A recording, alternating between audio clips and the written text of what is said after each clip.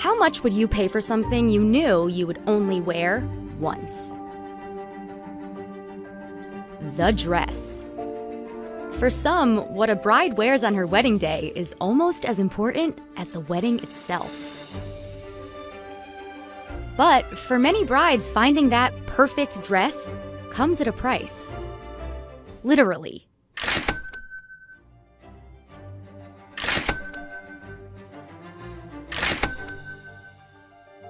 So, what makes these gowns so much more expensive than any other dress?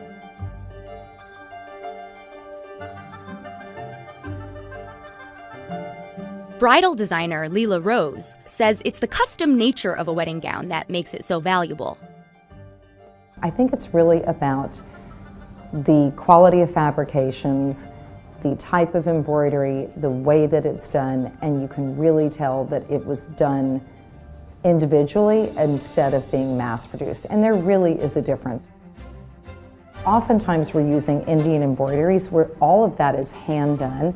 There's a lot of different handwork in our gowns, so there really is this artisanal quality that does make each piece special and unique to its own self.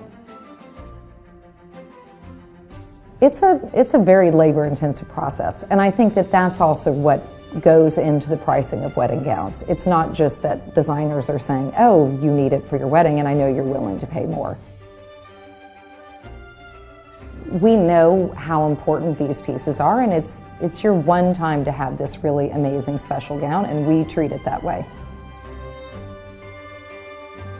Handcrafted details, custom fabrics, and excessive skilled labor all add to the garment's final cost. But Mark Ingram, owner of Manhattan-based bridal boutique Mark Ingram Atelier, says it's just as much about the experience of dress shopping as it is about the dress itself. The trick to understanding pricing and value of a wedding dress really is about the make and the fit. At, say, $49 retail, if you're getting a dress online, something's got to give. But it's also about the experience. You know, you're not only paying for the dress, you're paying for being in a retail environment, a brick and mortar store that has to staff, has to pay rent, has fixed overheads as well. Of things are all factored into the price of the dress. You're asking for service, you're getting service. In this day and age, there's so many other ways to purchase a wedding dress. I think that shopping for a wedding dress in a retail store with the true wedding professionals, ordering a couture dress and having a couture experience and being sized and fitted and alterations, there's nothing like that process. It's a once-in-a-lifetime process, and I think you should never miss it. It wasn't always this way. Up until the mid-1800s, most women wore something from their closet, often leaning towards colorful garments that were easier to clean.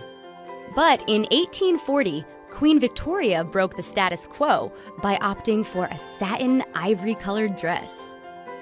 Magazines helped spread the story, and thus the iconic white wedding dress was born. And it's an image that's still promoted in pop culture today. Of course, not every wedding dress on the market costs an arm and a leg. Today, more and more brides are looking at secondhand gowns as a way to cut costs. And sites like Wish.com are gaining an infamous reputation for their bargain bin priced gowns. Remember, if it seems too good to be true, it usually is. Ultimately, it comes down to basic economics. If something is only worth as much as someone else is willing to pay, then the question remains, what is the dream dress worth to you?